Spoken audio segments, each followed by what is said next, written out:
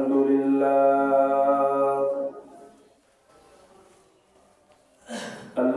لله الذي جعل الشمس والقمر بحسبان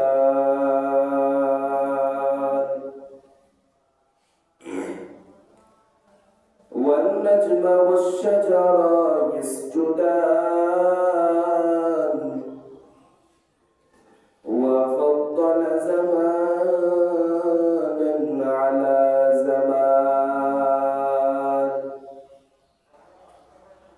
كما فضل مكانا على مكان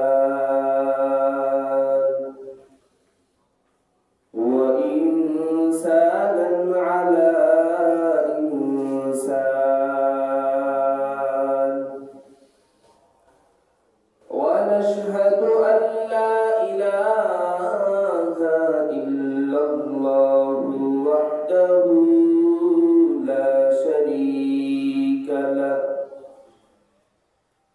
لا ضد له ولا ند له ولا مثل له ونشهد أن سيدنا ومولانا محمدا عبده ورسوله صلى الله تعالى عليه وعلى آله وأصحابه وبارك وسلم تسليما كثيرا كثيرا أما بعد فأعوذ بالله من الشيطان الرجيم بسم الله الرحمن الرحيم قل إن الموت الذي تفرون فإنه ملاقيكم ثم تردون إلى عالم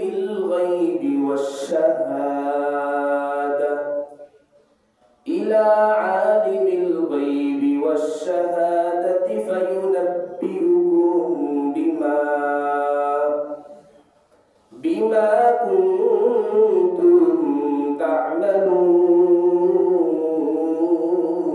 تعملون صدق الله مولانا العظيم وصدق رسوله النبي الكريم ونحن على ذلك لمن الشاهدين والشاكرين والحمد لله رب العالمين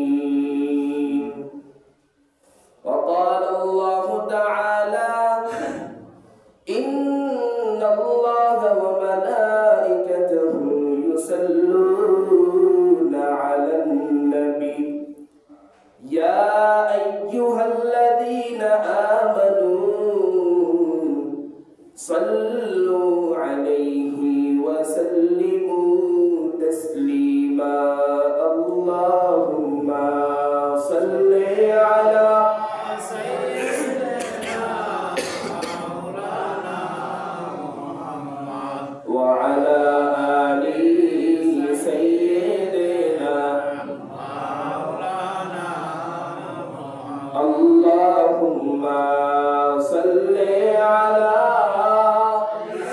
سيدنا مولانا محمد وعلى آل سيدنا مولانا دبانيشي مريما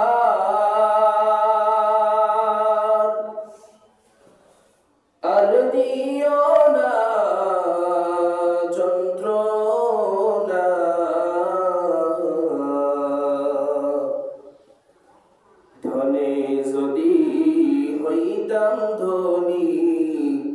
যাইতাম সোনার মদিনা আল্লাহুম্মা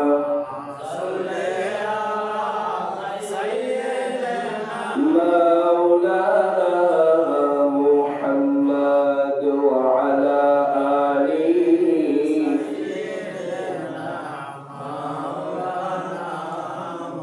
لا إله إلا الله لا إله إلا الله لا إله إلا الله لا إله إلا الله لا إله إلا الله لا إله إلا الله لا إله إلا الله لا إله إلا الله لا إله إلا الله محمد رسول الله صلى الله عليه وسلم أسباب زمین لوح قلب جس نے بنایا أسباب زمین لوح قلب جس نے بنایا اس کی عبادت کو لیے ہم کو بنایا اس کی عبادت کو لیے ہم کو بنایا میں عاشق مولا ہوں میرا عشق دیوانہ میں عاشق مولا ہوں میرا عشق دیوانہ یہ جملہ جہاں جس کی تجلی سے اجالا یہ جملہ جہاں جس کی تجلی سے اجالا میں صورت یوسف کو نہیں چاہنے والا میں صورت یوسف کو نہیں چاہنے والا میں قیس کی مانند نہیں عاشق لیلا میں قیس کی مانند نہیں عاشق لیلا میں مرد مسلمان ہے تو مرد مسلمان میں مرد مسلمان ہے تو مرد مسلمان ایک ہاتھ میں تلوار ایک ہاتھ میں قرآن ایک ہاتھ میں تلوار ہو ایک ہاتھ میں قرآن شکر کریں الحمدللہ শুকরিয়া আদায় করেছি কার সে মহান রব্বুল আলামিনের দরবারে অসংখ্য অগণিত শুকর যে মহান রব্বুল আলামিন আমাদেরকে শুক্রবার জুমার দিন জুমার নামাজ আদায় করার জন্য আল্লাহ তাআলা আমাদেরকে আগে আগে মসজিদে আসার তৌফিক দিয়েছেন এজন্য নিয়ামতের শুকর আদায়ার্থে মুসলমান হিসেবে এক আওয়াজে উচ্চস্বরে জবান খুলে কালিমাতুশ শুকর আদায় করি সকলেই বলি আলহামদুলিল্লাহ দুরূদ ও সালাম আদায় করি বিশ্ব নবী শেষ নবী মহানবী শ্রেষ্ঠ নবী রাহমাতুল লিল আলামিন নবী কুলের শিরোমণি সাইয়্যিদুল মুরসালিন সাইয়্যিদুস সাকালাইন ইমামুল মুরসালিন শাফিউল মুজনাবিন সরওয়ার আলম হাবিব কিবরিয়া আশরাফুল আম্বিয়া সাইয়্যিদুল আম্বিয়া হযরত মুহাম্মদ মুস্তাফা সাল্লাল্লাহু আলাইহি ওয়াসাল্লামের উপর মুহতারাম হাজিরিন দুনিয়াতে আল্লাহ পাক রব্বুল আলামিন আমাদেরকে পাঠিয়েছেন একটা পরীক্ষার হলের মধ্যে 60-70 বছরের জিন্দেগীর মধ্যে আল্লাহ তাআলা আমাদের থেকে পরীক্ষা নিতেছেন পরীক্ষার হলের মধ্যে যেমন শিক্ষক ছাত্রকে 3 ঘন্টা সময় দেয় এই 3 ঘন্টার মধ্যে ছাত্র কি লিখলো বা না লিখলো কিছুই বলে না ফলাফলের ব্যাপারে শিক্ষক তার জবাব দেয় ঠিক আল্লাহ পাক রব্বুল আলামিন আমাদেরকে দুনিয়াতে পাঠিয়েছেন 60-70 বছরের জিন্দেগি দিয়া এই 60-70 বছরের জিন্দেগির মধ্যে আল্লাহ আমাদেরকে স্বাধীনতা দিয়েছেন চাইলে আমরা ভালো করতে পারি চাইলে আমরা খারাপও করতে পারি ফারিকুম ফিল জান্নাতি ওয়া ফারিকুম ফিস সাঈদ চাইলে বান্দা জান্নাত কামাই করতে পারো চাইলে বান্দা জাহান্নাম কামাই করতে পারো স্বাধীনতা দিয়ে দিলাম তবে হ্যাঁ এই স্বাধীনতা পাইয়া তুমি খুশিতে থাকো না কারণ মনে রাখতে হবে মৃত্যু আছে না নাই অবশ্যই মৃত্যু আছে কারণ যে আয়াতে কারিমা তেলাওয়াত করেছি আল্লাহ পাক বলেন কুল ইন্নাল মাউতাল্লাযী তাফিরুনা মিনহু ফাইন্নাহু মুলাকীকুম থুম্মা তুরাদ্দুনা ইলা আলিমিল গায়বি ওয়াশ শাহাদা ফায়ুনাব্বিউকুম বিমা কুনতুম তা'মালুন আল্লাহ পাক রব্বুল আলামিন নবীকে জানায় দেন, হে নবী আপনার উম্মতদেরকে বলেন, বলুন আপনার উম্মতদেরকে, ইন্নাল মাউতাল্লাযী তাফিররুনা মিনহু ফাইন্নাহু মুলাকীকুম, তারা যে মৃত্যু থেকে পলায়ন করতেছে, মুলাকীকুম অবশ্যই অচিরেই সেই মৃত্যু তাদের সাথে মোলাকাত করবে। এবং আপনার উম্মতদেরকে জানায় দেন, তাদেরকে এক পর্যায়ে মহা জ্ঞানী আল্লাহ পাক রব্বুল আলামিনের সামনে উপস্থিত হতে হবে এবং আল্লাহ পাক রব্বুল আলামিন তাদের কৃত আমলগুলোকে তাদের সামনে উপস্থিত করবেন। সুবহানাল্লাহ। প্রথমত আয়াতের মধ্যে আল্লাহ পাক দুইটা শিক্ষা দিলেন। এক নাম্বার, ইন্নাল মাউতাল্লাযী তাফিররুনা মিনহু ফাইন্নাহু মুলাকীকুম, এক নাম্বার। সুম্মা তুরাদ্দুনা ইলা আলিমিল গায়বি ওয়াশ শাহাদা ফায়ুনাব্বিউকুম বিমা কুনতুম তা'মালুন। হে রাসূল আপনার উম্মতদেরকে বলেন, তারা যে মৃত্যু থেকে পলায়ন করতেছে সেই মৃত্যু অচিরেই তাদের সামনে অবশ্যই উপস্থিত হবে, তাদের সাথে মোলাকাত করবে। দ্বিতীয়ত আল্লাহ বলতেছেন, এবং মহা জ্ঞানী আল্লাহ পাক রব্বুল আলামিনের সামনে তারা উপস্থিত হবে এবং আল্লাহ পাক রব্বুল আলামিন তাদেরকে তাদের কৃত আমলগুলোকে জানায় দেবে। কি কৃত আমল? যা দুনিয়াতে 60-70 বছরের জিন্দেগির মধ্যে আমরা করছি। সূরা নাবার মধ্যে 29 নম্বর পারার মধ্যে আল্লাহ পাক রব্বুল আলামিন বলেন, ফামান ইয়া'মাল মিসকালা যাররাতিন খায়রান ইয়ারা ওয়া মান ইয়া'মাল মিসকালা যাররাতিন শাররান ইয়ারা। একটা যাররা পরিমাণ নেক আমল যদি দুনিয়া থেকে কেউ করে যায়, কিয়ামতের ময়দানে, হাসরের ময়দানে, ইয়াউমুল হাসর, বিচারের দিন, ওই একটা বালুকণা পরিমাণ যদি নেক আমল করে সেটা সে দেখতে পাবে। এবং কি কেউ যদি একটা বালু পরিমাণ গুনাহ যদি করে, কিয়ামতের ময়দানে সেই গুনাহটা দেখতে পাবে। কার কথা ভাই? আল্লাহর কথা। এজন্য সব কিছুর মূল পয়েন্ট হলো মৃত্যুর স্মরণ। এতক্ষণ যে আলোচনা করলাম সব কিছু বুঝাইতেছে মৃত্যুর স্মরণ। দুনিয়াতে আল্লাহ হায়াত দান করেছে, আল্লাহর কাছে কখনোই বলি না মালিক তুমি আমাকে মানুষ বানাও, বলছি? আল্লাহর কাছে কেউ বলি নাই। আল্লাহ মায়া করে বানাইছে মানুষ, আশরাফুল মাখলুকাত, 18,000 মাখলুকাতের মধ্যে আল্লাহ সর্বশ্রেষ্ঠ মানুষ আল্লাহ আমাদেরকে বানাইছেন। এই সর্বশ্রেষ্ঠ মানুষ হওয়ার পরেও যদি আমরা শুকুর গরুর থেকেও যদি আমরা নিকৃষ্ট হয়ে যাই, তাহলে মনটাকে কিভাবে বুঝাবো বলেন? আল্লাহ মানুষদেরকে সবচেয়ে শ্রেষ্ঠ মর্যাদাশীল বানাইছেন। বানানোর পরেও আল্লাহ কোরআনের অন্য জায়গার মধ্যে বলতেছেন, এই মানুষ হলো সবচেয়ে নিকৃষ্ট, এই মানুষই সর্বশ্রেষ্ঠ, আবার এই মানুষই হলো সর্বনিকৃষ্ট। শুকরের চাইতে খারাপ বলছেন আল্লাহ। কেন বলছেন? বলে এই মানুষকে আমি আল্লাহ হায়াত দিয়েছি, এই মানুষ দুনিয়াতে 60-70 বছরের জিন্দেগি পাইয়া আমি আল্লাহকে ভুলে গেছে, আমি আল্লাহর হুকুম মানে নাই। 60-70 জিন্দেগির পরে যে জাহান্নাম আমি বান্দার জন্য রাখি নাই, সে দুনিয়াতে জাহান্নাম কামাই আসছে। এই মানুষগুলোকে আল্লাহ বলছে তারা শুকরের চাইতেও খারাপ। নাউযুবিল্লাহ। এজন্য বান্দা মৃত্যু স্মরণ করা দরকার, কারণ মৃত্যু এমন একটা জিনিস। বুখারী শরীফের মধ্যে আসছে, হযরত আব্দুল্লাহ ইবনে ওমর রাদিয়াল্লাহু তাআলা আনহু, আব্দুল্লাহ ইবনে ওমর রাদিয়াল্লাহু তাআলা আনহু বর্ণনা করেন, রাসূল সাল্লাল্লাহু আলাইহি ওয়াসাল্লাম আমার কাঁধের উপরে এইভাবে হাত রাখছেন, রাইখা আমাকে বলতেছেন, আব্দুল্লাহ ইবনে ওমর তুমি দুনিয়াতে এমন ভাবে চলাফেরা করবা যেন তুমি দুনিয়ার একটা মুসাফির। আব্দুল্লাহ ইবনে ওমর রাদিয়াল্লাহু তাআলা আনহু এই কথাটা শোনার পর তিনি যে মন্তব্যটা করলেন, তিনি দুনিয়ার মানুষদেরকে জানায় দিতেছেন, হ্যাঁ দুনিয়ার মানুষ, তোমরা দুনিয়াতে এমন ভাবে চলাফেরা করবা যেন তোমরা মুসাফির। আর তোমাদের সামনে যখন সন্ধ্যা হয়, তোমরা এটা মনে করবা না যে আগামীকাল সকাল পর্যন্ত আমার হায়াত থাকবে। আবার যখন সকাল হয়, তোমরা এটা মনে করবা না যে আগামীকাল সন্ধ্যা পর্যন্ত আমার হায়াত থাকবে। আব্দুল্লাহ ইবনে ওমর রাদিয়াল্লাহু তাআলা আনহু বলতেছেন, দ্বিতীয় নম্বরে বলেন, তোমরা তোমাদের শরীর অসুস্থ হওয়ার আগে সুস্থতাকে কদর করো। 3 নম্বরে আব্দুল্লাহ ইবনে ওমর বলতেছেন, মৃত্যু আসার আগে তোমাদের জীবনকে মূল্যায়ন করো। হাদিসের মধ্যে শিখতে পাইলাম আমরা 3টা সবক। 1 নম্বর, দুনিয়াতে চলাফেরা করতে হবে মুসাফির হালাতে।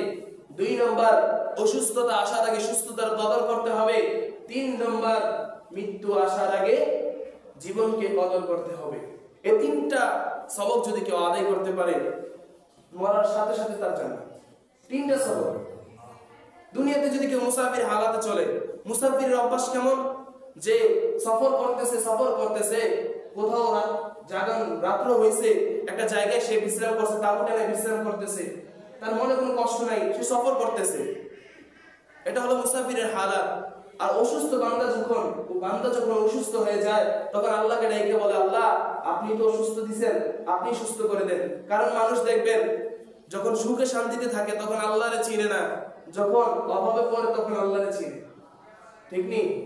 মানুষ যখন অভাবে পড়ে তখন আল্লাহরে চিনে, যখন একটু পজিশন ভালো হয়, একটু চলাফেরা ভালো হয়, সুস্থ হয়, তখন আর আল্লাহরে চিনে না। আর ভাই আল্লাহকে আমাদের ঠেকা পড়ছে। এই জন্য এই তিনটা সবক যদি কেউ আদায় করতে পারে, 1 নম্বর দুনিয়াতে চলবা মুসাফির হালাতে, 2 নম্বর অসুস্থ আসার আগে সুস্থতার কদর করো, 3 নম্বর মৃত্যু আসার আগে জীবনের মূল্যায়ন করো। মুসাফির অভ্যাস কেমন? আল্লাহর এক বুজুর্গ ছিলেন, এই বুজুর্গ বান্দা বাদশা হারুন আর রশিদের জামানায় বাদশা হারুন আর রশিদকে যায় বলতেছেন, বাদশা হারুন আমি আপনার এই মুসাফির খানায় একটু থাকতে চাই। বাদশা হারুন আর রশিদ ডেকে বলতেছেন, রে ভাই এই বিশাল রাজপ্রাসাদ আমার, এটা তো কোনো মুসাফির খানা নয়। ওই যে বাড়ির আঙ্গিনায় একটা ছোট কুড়ি ঘর আছে, ওইটা হলো মুসাফির খানা। যাও তুমি রাত্র ওই জায়গায় যাপন করো। আল্লাহর বান্দা বুজুর্গ মানুষ বাদশা হারুন আর রশিদকে ডেকে বলতেছেন, রে বাদশা তুমি যে বলতেছো তোমার এই বিশাল প্রাসাদ এটা কোনো মুসাফির খানা নয়, তাইলে বলো তোমার আগে এই রাজপ্রাসাদের বাদশাহী কে করছে? বাদশা হারুন আর রশিদ ডেকে বলতেছেন, আমার বাজান, আমার পিতা। বাদশা হারুন কি যুবক ডেকে বলতেছেন, রে ভাই তোমার বাবার আগে এই রাজপ্রাসাদের দায়িত্ব কে পালন করছেন, বাদশাহী কে করছেন? বলে আমার দাদা যান। বলে তারা আজকে কোথায় গেল? বলে কেউ দুনিয়াতে নাই। কই চলে গেল? বলে তারা অন্ধকার কবরে দুনিয়া থেকে বিদায় নিয়ে চলে গেছে। আল্লাহর বান্দা বুজুর্গ মানুষ বাদশা হারুন আর রশিদকে ডেকে বলতেছেন, তারা কি কখনো আসবে? বাদশা হারুন আর রশিদ আল্লাহর বান্দা বুজুর্গকে ডেকে বলতেছে, তুমি কি পাগল নাকি? এই কবর এমন একটা জায়গা, একবার যদি কেউ অন্ধকার কবরে যাইতে পারে ফিরা কখনো আসবে না। তখন আল্লাহর বান্দা বুজুর্গ বাদশা হারুনকে ডেকে বলতেছে, বাদশা ওই যে বাড়ির আঙিনায় যে কুড়ি ঘরকে করলা, তুমি যে কুড়ি ঘরকে করলা মুসাফির খানা, এই মুসাফির খানায় যদি কোন মুসাফির একদিন রাত্র জাগরণ করে, একদিন রাত্র যাপন করার পর যদি চলিয়া যায়, ফিরা অন্যদিন আইসা সে এই মুসাফির খানায় থাকতে পারে। কিন্তু তোমার রাজপ্রাসাদ এমন একটা মুসাফির খানা, এই মুসাফির খানা থেকে যদি তোমার একজন কেউ চলিয়া যায় ফিরা কখনো আসে না। এই আল্লাহ পাকের বান্দা, দুনিয়াতে আল্লাহ পাক রব্বুল আলামিন রাজত্ব দিয়েছেন, ক্ষমতা দিয়েছেন, এই রাজত্বের বাহাদুরি দেখে দুনিয়াতে চইল না। আরে কিসের এত টাকার পয়সার গরম? তোমার চাইতে বড় টাকা পয়সা ছিল নমরুদ, ফেরাউন, কারুনের, তারা আজকেও থাকতে পারে নাই। এজন্য হাদিসের মধ্যে আব্দুল্লাহ ইবনে ওমর রাদিয়াল্লাহু তাআলা আনহু বলেছেন, তুমি দুনিয়াতে এমন ভাবে চলাফেরা করো যেন তুমি দুনিয়ার মুসাফির। 2 নম্বরে আব্দুল্লাহ ইবনে ওমর রাদিয়াল্লাহু তাআলা আনহু বলেছেন, বান্দা তোমরা যখন অসুস্থ হইবা, এই অসুস্থতা আসার আগে তোমরা সুস্থতার কদর করো। কারণ সুস্থতা এমন একটা নিয়ামত, আল্লাহু আকবার, সুস্থতা এমন একটা নিয়ামত। কারণ আপনি যদি অসুস্থ থাকেন তাহলে আপনি নামাজ কিভাবে পড়বেন? অনেক আল্লাহর বান্দা দেখবেন হাঁটতে পারে না, অনেক মুরব্বীদেরকে দেখবেন শীতের দিন কষ্ট করিয়া ফজরের নামাজ পড়তে পারে না, কারণ শরীরে এখন আর দেয় না।